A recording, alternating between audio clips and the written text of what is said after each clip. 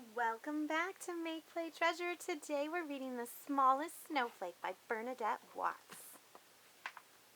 Long ago in a land where villages nestled between tall mountains, another winter was coming. High in the sky, geese were flying south. Higher still, snowflakes were gathering. "Where will we go?" asked one snowflake excitedly. "Who can say?" said another. "Wherever the wind blows us," said a third. "To some place special," whispered the smallest snowflake, very softly.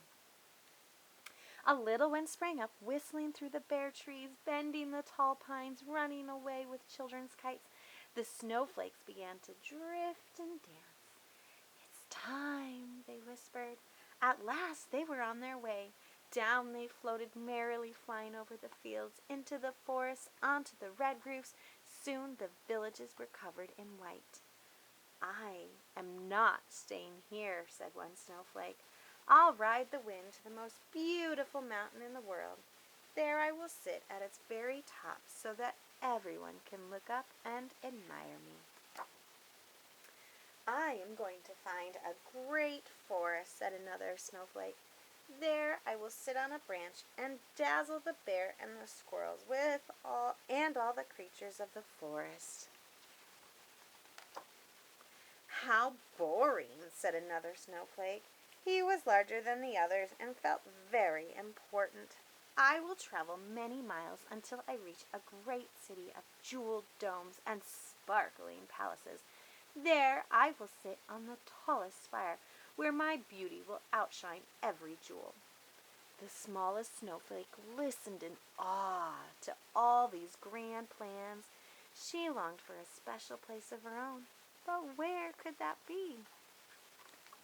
The winter wind blew stronger. The smallest snowflake looked down and saw great ships on the ocean and tired little fishing boats asleep in the harbors. The snowflakes scattered this way and that.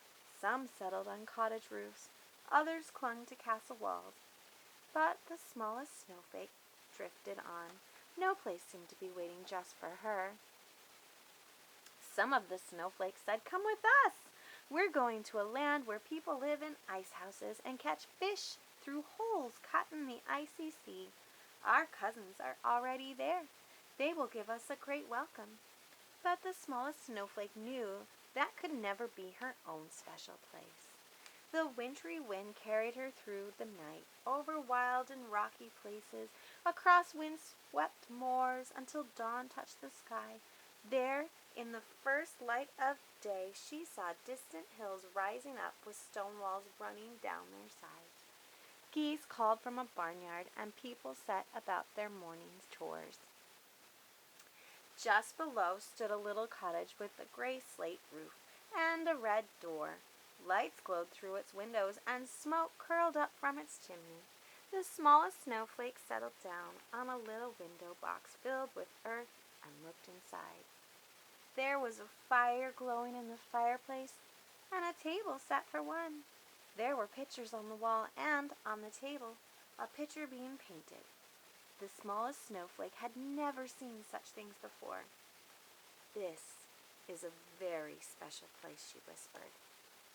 The smallest snowflake lay in the window box as the cold weeks passed.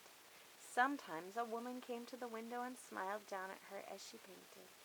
One day, the snowflake felt the tiniest movement beneath her. Green shoots were beginning to push up through the earth in her window box. Day by day, the sun grew warmer. Sunbeams played on the window box, and the green shoots grew taller until buds appeared, as white as pearls.